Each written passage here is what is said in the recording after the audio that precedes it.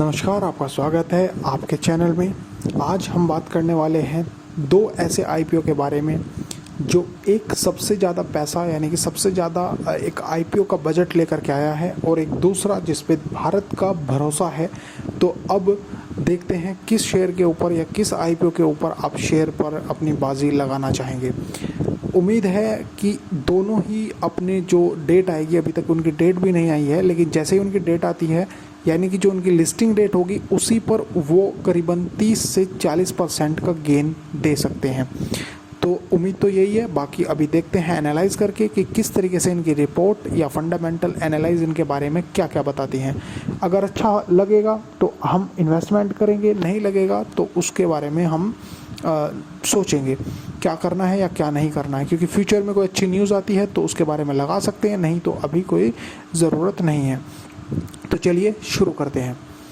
सबसे पहले पेटीएम की बात कर लेते हैं। पेटीएम ने अभी ऐलान कर दिया है कि वो सबसे बड़ा यानी कि बिगेस्ट इंडिया का सबसे बड़ा आईपीओ $3 बिलियन का अभी इस ईयर के लास्ट में रिलीज़ करने के लिए तैयार है। यानी कि वो सोच रहा है इस बारे में कि अभी $3 बिलियन का आईपीओ वहाँ पर भारत के अंदर निकालने वाला है। तो अगर ये निकालता है तो हमारे लिए तो अच्छा है। इतना बड़ा शेयर मतलब इतनी बड़ी कंपनी है, इतना बड़ा एक तरीके से जो आईपीओ निकलेगा उसमें हमें अपना लिस्टिंग डेट पर अच्छा खासा मिल सकता है। तो वक्त जाया ना करते हुए आगे बढ़ते हैं सीधा इसके डाटा पे।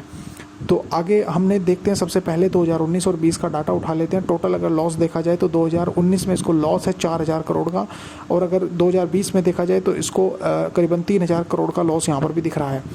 तो अगर देखा जाए तो ओवरऑल कंपनी लॉस से जूझ रही है। और अगर इस तरीके से देखा जाए इसके कैश फ्लो देखा जाए तो कैश फ्लो ऑपरेशन को देखा जाए तो ये भी करीबन 44,495 और 2,385। तो यहाँ पर अगर आप देखें तो 50-50 सा कुछ दिखाई दे रहा है, 50 या 35। यहाँ पर 50 यानी कि 47% और यहाँ पर 30%। तो ये इस तरीके से हमें दिखाई दे रहा है। तो ये अभी थोड़ी सी बढ़ोतरी की तरफ है। बाकी अभी इसमें कुछ मुझे स्टॉक में दम यहाँ से नहीं लग रहा। अगर मैं बात करूँ ओवरऑल इसके एक्सपेंसिव की, तो एक्सपेंसिव तो इसका बहुत है 2019 में। 2020 में इसको थोड़ा सा इन्होंने कम किया है, खर्चा कम किया है, इसी वजह से इनका थोड़ा लॉस कवर हो गया है। अदरवाइज़ खर्चा होता तो लॉस भी वहीं आता। तो कुल मिला के बात वही है कि लॉस में कोई मुझे फ़र्क ज़्यादा दिखाई नहीं दे रहा।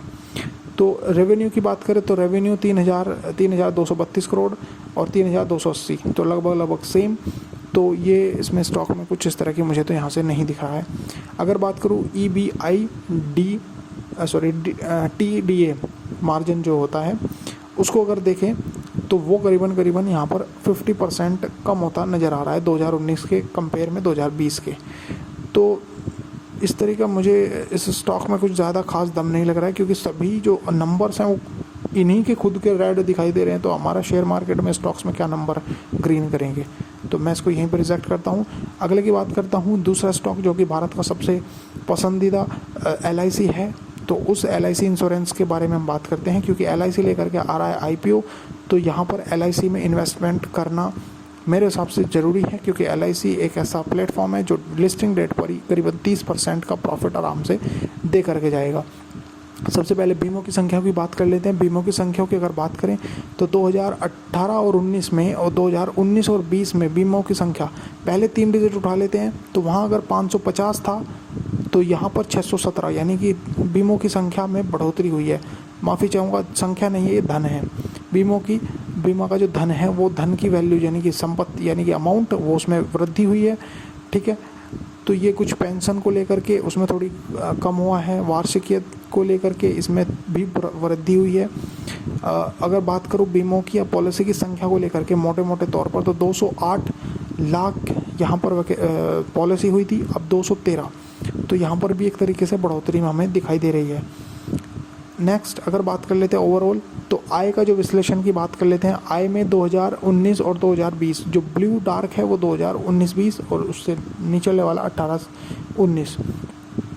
तो यहाँ पर व्यक्तिगत अगर बीमों की संख्या बात करें तो व्यक्तिगत बीमों की संख्या यहाँ पर 2019-20 में बढ़ी है। पेंशन की बात करें तो पेंशन योजना में कमी दिखी है, सामूहिक योजना में भी बढ़ोतरी दिखी है, जो कि एक अच्छी बात है। तो ये सभी योजनाएं जो बढ़ी 2019 में बढ़ती हुई हमें यहाँ पर दिख रही है।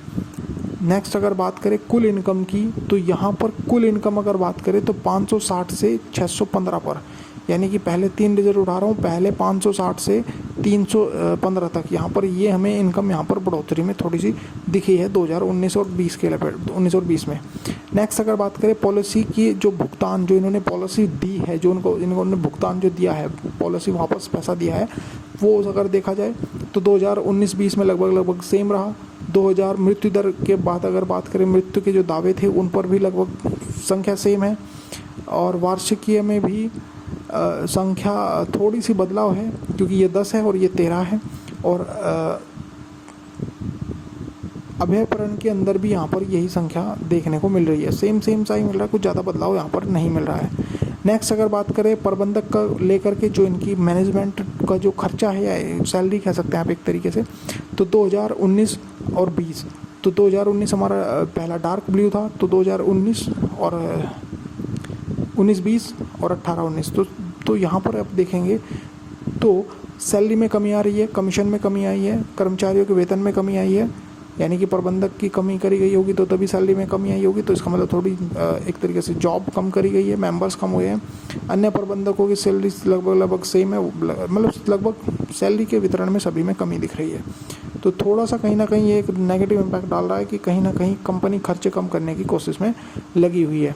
तो उसके बाद अगर देखें तो नए जो व्यवसाय बीमे हैं, वो बीमा समूह है, सामाजिक सुरक्षा सहित, तो किस तरीके से योजनाओं की जो संख्या है वो किस तरीके से बढ़ी है 2017-18 में से लेकर के 2020 तक, ये हमें ऊपर की तरफ दिख रहा है आंकड़ा।